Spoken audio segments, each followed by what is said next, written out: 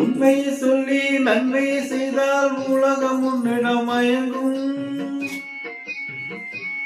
நிலை உயரும் போது பணிவு கொண்டால் உயிர்கள் உன்னை வணங்கும்.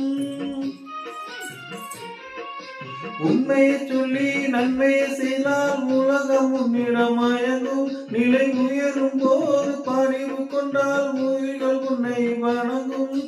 உண்மை என்பது அன்பாகும், பெரிய பணிவு என்பது பண்பாகும்.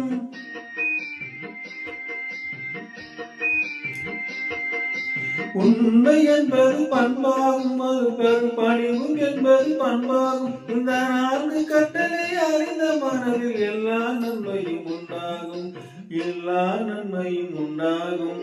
6 மனமே 6 அந்த ஆண்டவன் கட்டளை 6.